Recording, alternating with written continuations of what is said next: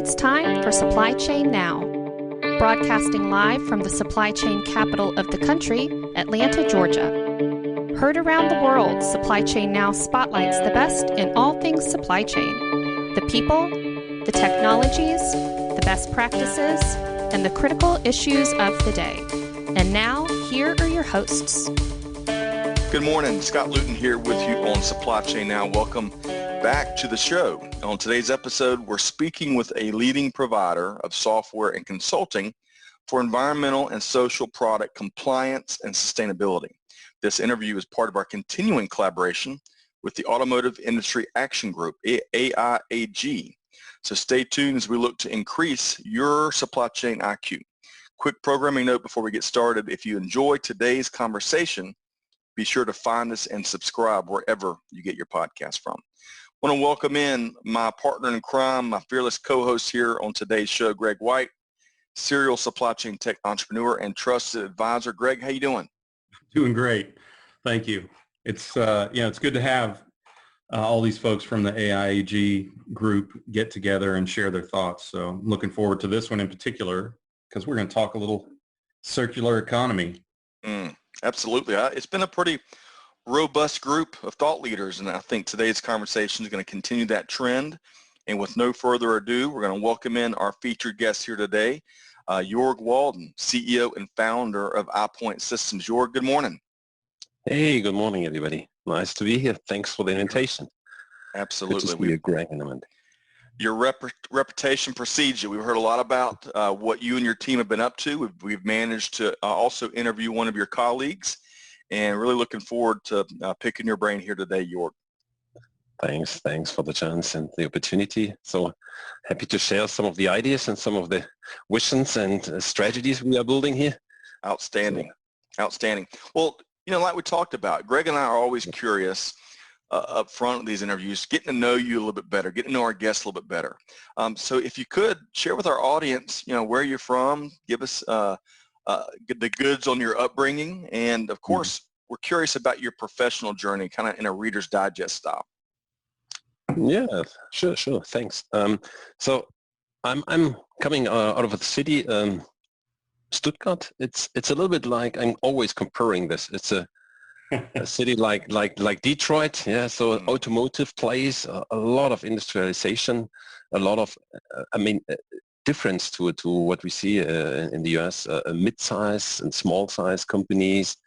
So I think that's a city where we say, work, build your home. It's the major point here. So I think it's a really hard-working area, really industrialist area, engineering area, one of the heart of Germany, I would say. That's quite an interesting area where the industrialization, digitalization now, it's really driving the motivated people in this area here too. Now, Joerg, did you grow up in Stuttgart? Yeah, I'm originally born a little bit outside Stuttgart, so it's 20 miles away. It's Reutlingen, it's called. So it's a Reutlingen, Tübingen. It's a well-known university city. I think Tübingen, a lot of artificial intelligence and things like this. It's one of the hub in the world even. I think I'm grown here, so I'm born here. I'm sitting here. I'm not leaving here, even if I'm traveling around the world all the time. I'm just try to come back to my fundamental area. And if you would see what I would see now outside of my window here with the mountains and everything, you would love this area too. Well, Greg, a quick departure here. I know you have spent a good bit of time in Germany. Ever been to Stuttgart? Oh yeah, I'm a huge fan. Of course, it's the home of Porsche and Mercedes. So it is the Detroit of Germany on, I don't want to say steroids, but first of all, it's in a beautiful part of the country, as you said, Joerg, and it is just such a home of fine automotive craftsmanship. And and you're heading down in that part of the country, you're heading down towards the Black Forest as well, and the border with Austria, and one of my favorite places, Bodensee. And yeah, I don't know. It's just a great town. So wow. You almost painted a picture in my mind there, Greg. You and Joerg, I love that. All right, so we're going to talk a lot more about your organization, Joerg. But before we do that, prior to founding iPoint. Give us a role or two that really shaped your worldview. Yeah, so I was born with two brothers. I'm in the middle, so-called sandwich kid. Yeah, so it's always the hardest thing. Yeah, the youngest are the nice one, the oldest have to fight, and you in the middle have to fight against the youngest and the oldest. So That's right. I think that's quite an interesting way to grow up. So my father, and I was born in this family, and my father was also a company owner. So I was really from the beginning of my life trying and understanding what does it mean to be responsible, to take your own responsibility, what you're doing, and to live with all the, how to say, connected world at the end, employees, government, and all the other things what you need to look into. So I think I was really quickly understanding what does it mean to work on the one side or on the other side, and try to identify the differences here. And this was really a fundamental stone, or however you call this, milestone in my life, that I never worked as an employee. Yeah, so I really started even when I was studying my first business. So I think this was maybe a fundamental learning in the young years of my life, how to build up organizations, how to manage this, how to be responsible by yourself to make these decisions, how to love what you do, not just 8-5, so really 24/7. I think that was a fundamental grow and a fundamental stone in my growing up.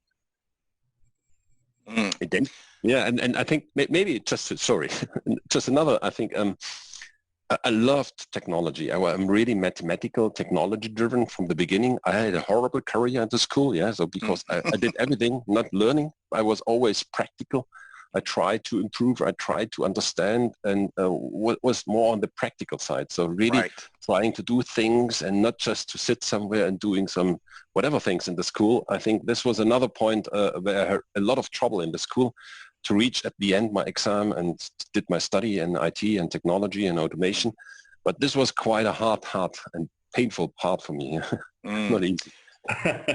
Joerg, we're kindred spirits in being practical. I'm a very practical-minded leader myself. And in fact, my wife still, on one of our earliest Valentine's days, 15, 20 years ago, I had identified that she did not have an umbrella. So I gave her an umbrella for her Valentine's Day gift. Ooh. So maybe too practical, but I can appreciate where you're coming from. It was no vacuum cleaner, at least.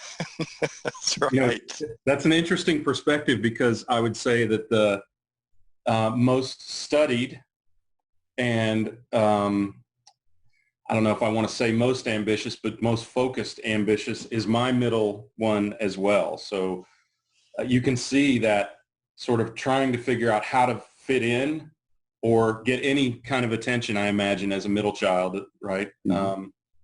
And how that plays into your ability to see both sides of a discussion, argument, point of view, whatever. I hadn't really ever really thought about it that way.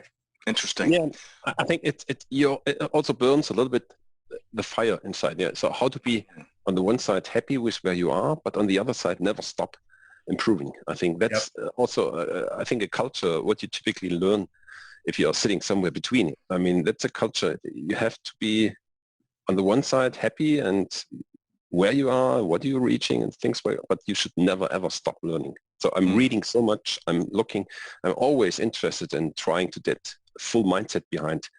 That's still the culture what I'm doing today, even as a CEO, deeply inside understanding technology and other criteria is quite an important point for me. So on that note, Greg, let's dive into iPoint systems. Yeah. So first of all, maybe just give us a little bit of a progression how you landed at iPoint, and then tell us a little bit about the company and what you all do, because particularly, I mean, even before all of this pandemic kind of came down, what you're doing is very much in the forefront, from my perspective, very much in the forefront of supply chain and commerce generally. So, yeah, maybe Greg, or Amanda, let me just step a little bit before iPoint. So the first, like I said, the first company I founded was really looking about process automation on with nearly the first PCs coming out at this point of time. So you can start thinking how old I am. At this point of time, we really started optimizing internal productions with automation of IT, technology, and things like this. Out of this, I founded another company then who was really looking about quality, manufacturing, execution. So how do you connect internal systems in an organization? And this was in the 90s. Yeah. How do you really build all the manufacturing, execution, quality management, production planning systems? Too many systems, silos in place. And I didn't like that. I said, we have to think about processes. And this drives me my whole life. Think about processes, horizontal, not in the vertical area. So it's really important for me. And then in the 90s, what I saw was internet was coming. Internet was really blowing away everything. And this was quite clear for me that the way how organizations will work in the future will totally change. This will not like we have today. What we did inside the organization, I said, we have to go one level higher. We have to go to this enterprise, to this worldwide connected organization. An organization, it's not limited to the boundaries of one organization. It's limited to the product, to the process, to the plant. And this will be a lot of different parties, a lot of different people who will be involved, organizations, companies, and whatever. So there will be a total different way how we will see in the future connected businesses. At this point of time, I said, okay, I'm getting out of the first company. I'm jumping into the new one. And this is also, think about the name iPoint. iPoint comes from integration point.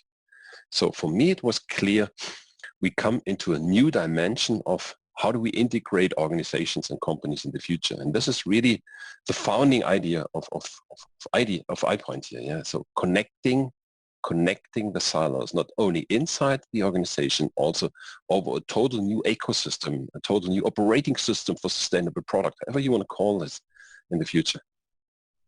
Well, your point, I mean, you enunciate your point of view pretty clearly on your homepage, and I think it's a very simple description that I think would be really helpful to companies that are trying to understand what's going on in the circular economy and how and where you start and end, if you can even say that. Go ahead, Joerg. Yeah. So I think for us, it's a circular economy. It's broaden your mindset about what you do at the beginning. So it means really, typically you see a lot of companies who are, and specifically now with the pandemic issues what we have at the moment, I'm not interested in where the material is coming. I can buy everything. I'm not interested in where the components coming. I can buy everything. So the boundaries of a thinking is starting in the entry point of your plant and stopping if your product leaves maybe your plant. Yeah. So, right.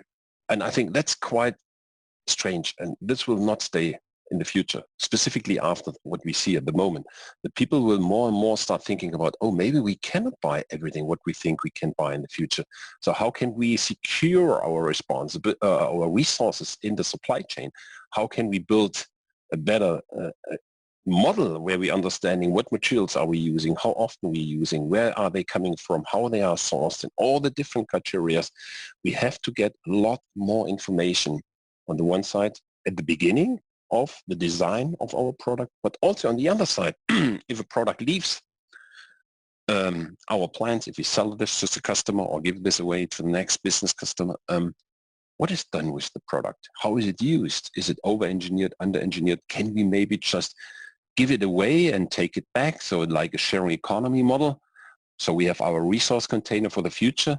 And this is exactly where we're trying to connect all the different dots of information silos, where we're trying to get all the different points and angles together to understand in the beginning and at the end of the lifetime of the potential, and maybe extending lifetimes and other things for the future. Well, and I think, one of the aspects of what you do is you mentioned sourcing, but I think particularly because of this conference, right?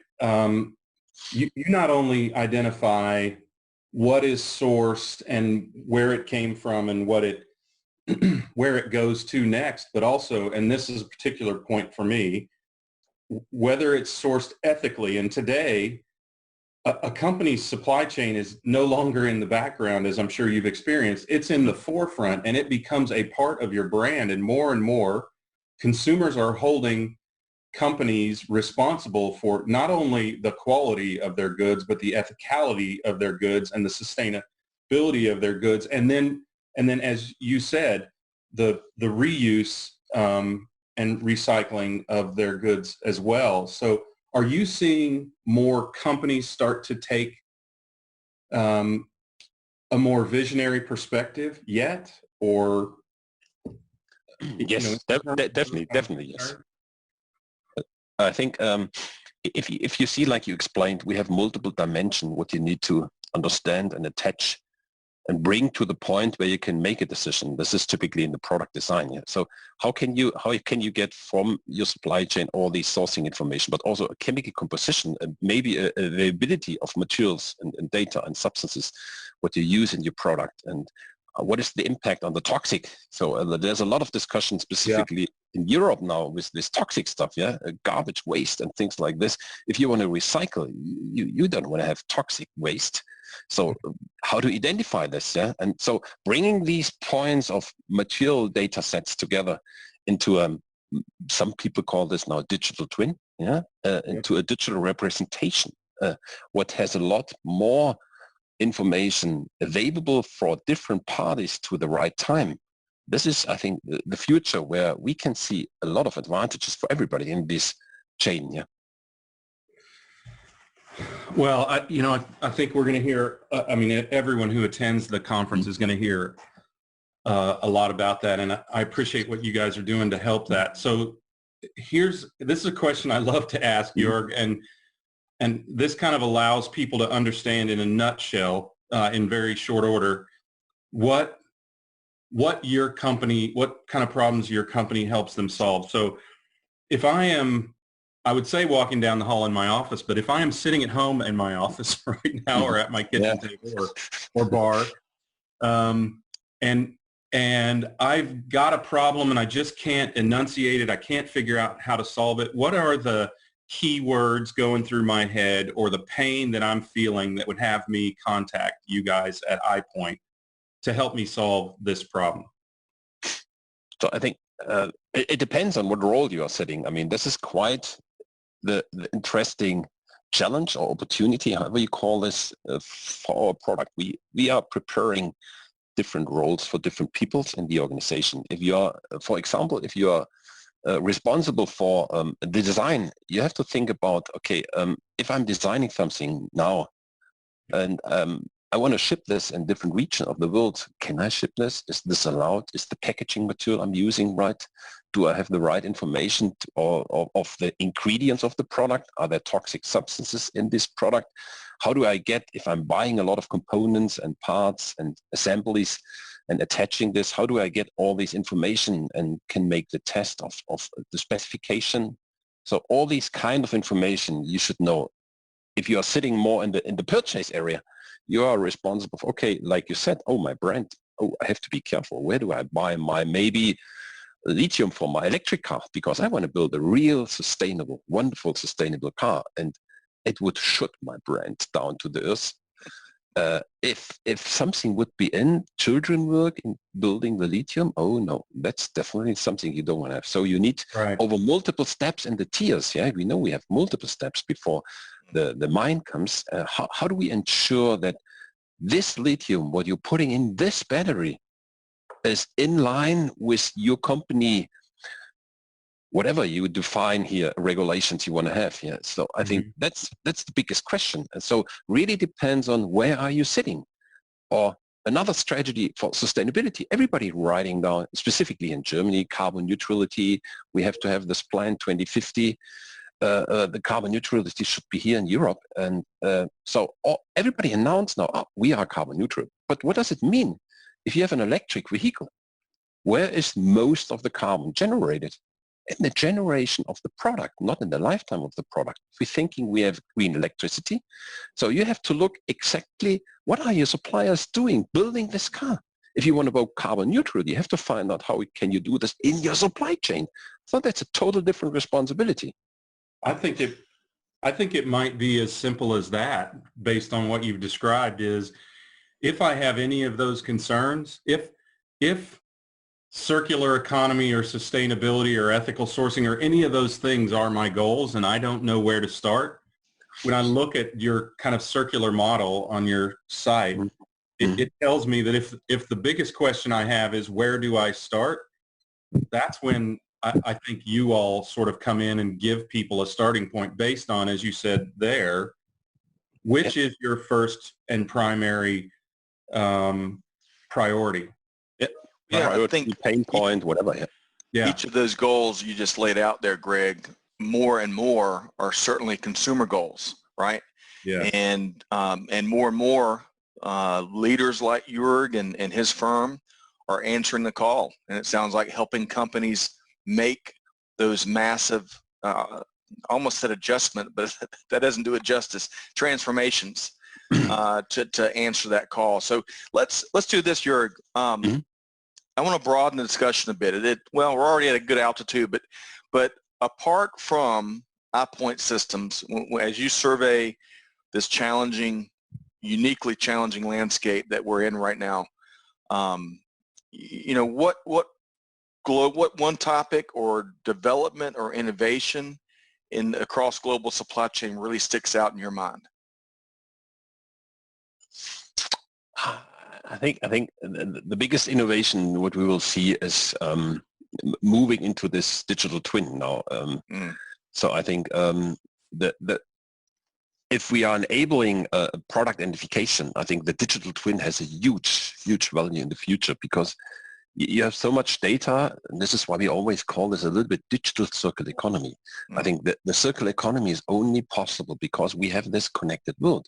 And think about COVID-19 now, yeah?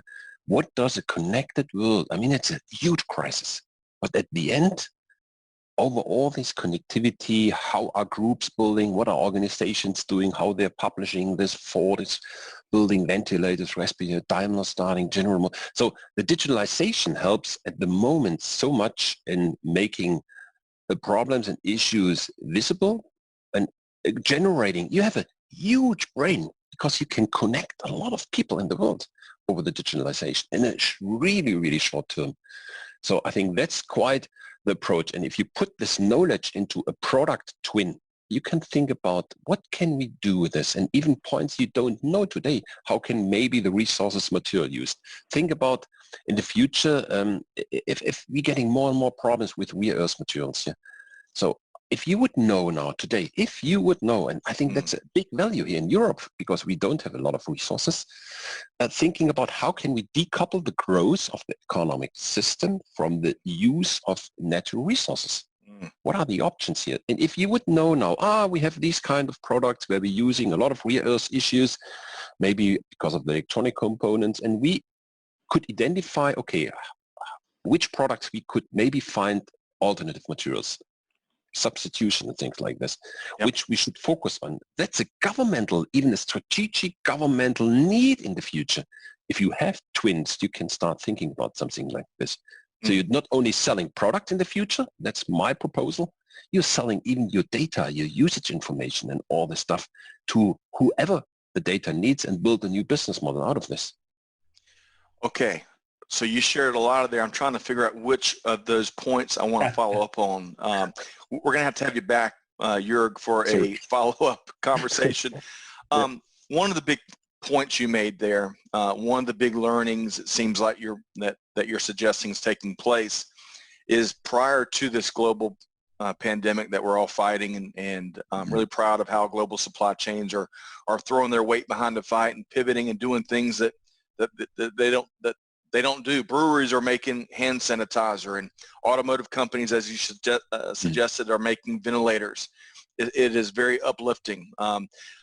So we knew before the world changed, companies and leaders were putting a lot of emphasis on digitization, right, of the companies, creating that digital twin.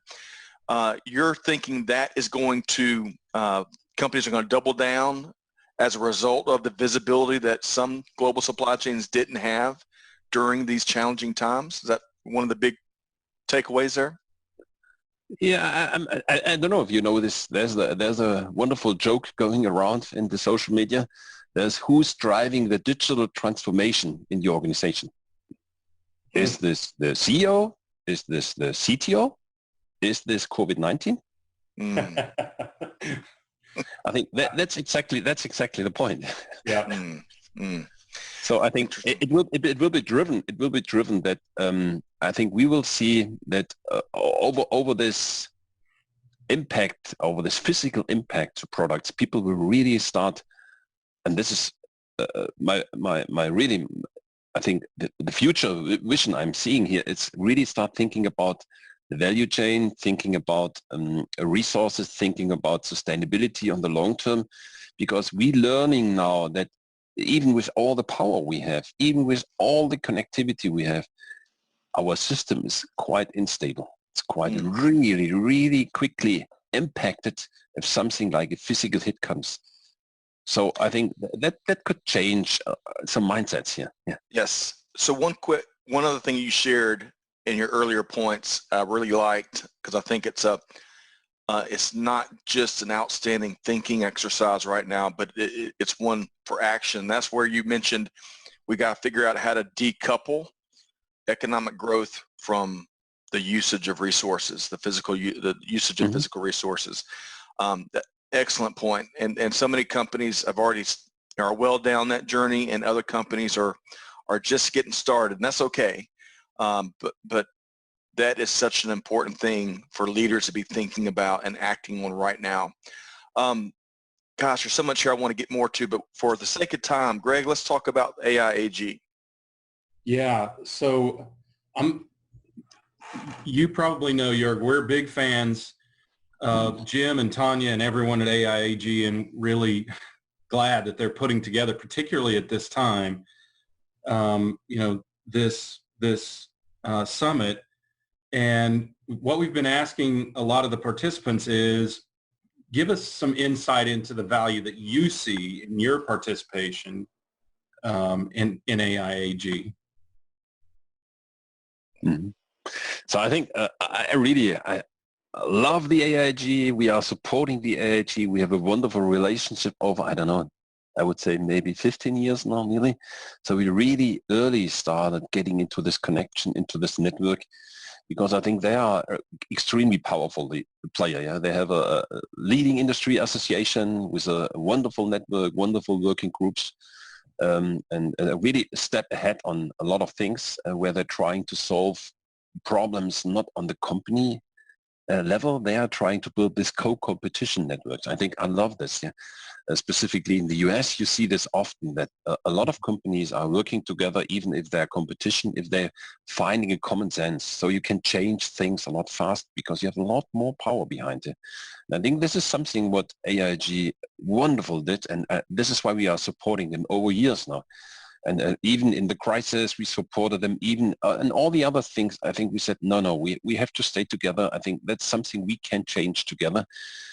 We more from the IT, from the technology, from the process side, AIG with their wonderful members and working groups from the business side. And I think bringing this together, it's a huge value for everybody. Yeah? And I think that's quite interesting. And the biggest one, just I think we built it together with the AIG, the social impact platform for conflict minerals.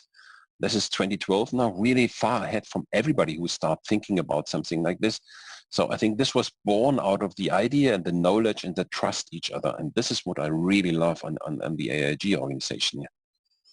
I think that, that's a really good point. They create a really, this is so 2020. They create a really safe space for the co-opetition that you've described, right? They make sure that all the parties are protected and comfortable sharing what benefits them as well as the rest of the organization. And I think this corporate responsibility summit is a particular value, as I said now. But your theme is very similar to what we've heard from others. You get out of it far more than what you put in. Yeah, I think the mindset. I gotta tell you, a quick shout out to them. making this summit free was a big move, right? And I think it shows in difficult times that, as you said before, even in the, in the last sort of downturn, in difficult times, they are there for the industry, and that speaks volumes. Yeah, 100% agree. I think it's quite important that we're trying to find in non-competitive areas, trying to find common ways. I mean, there's a lot of discussion, for example, with blockchain at the moment. Yeah, technology, blockchain, end-to-end transparency, and all this stuff. And if you see now physical, what's really ongoing in the different organizations, it will never ever help and change something if the companies don't understand the mindset behind. If you don't build something together, what has a huge interoperability and connectivity, we just have a blockchain silos like we have data silos in the moment. So it will not change. So we need strong support from organizations and partnerships and relationships where we make the cake big and then we start spreading it. But not really everybody builds his own small piece and will start something. It will not work. Even in the IT infrastructure, this blocks everything. We have to work better together. We have to build solutions for helping organizations and not just looking in a small island and thinking another island, another island, another island, another island. So it will not go away. If you think of the suppliers, he has 20 solutions to solve them. No, it doesn't help him. It will not go away. And this is where we need these kind of organizations, this power who builds and try to help to build standards and try to improve faster. So let's, I'm sure you're going to strike a nerve with so many of our audience members on a lot of the outstanding perspective you shared here.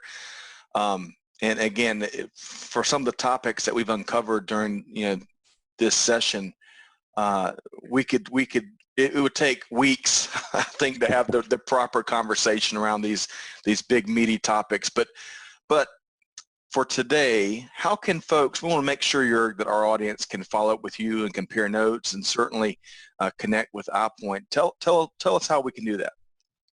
Yeah, I mean, we have a multiple office in the world. That's the one point, and the easiest way for sure is to go onto our website, so ipoint-systems.com. That's, I think, quite a good place to find the first information. We are for sure presented on LinkedIn. My person even is presented on LinkedIn or Twitter. So just ping me on, request information, ping the other people on. We are sharing a lot of contacts also there. So we're really happy and try to help where we can in the different industries, starting automotive, electronic, medical device, the manufacturing industries.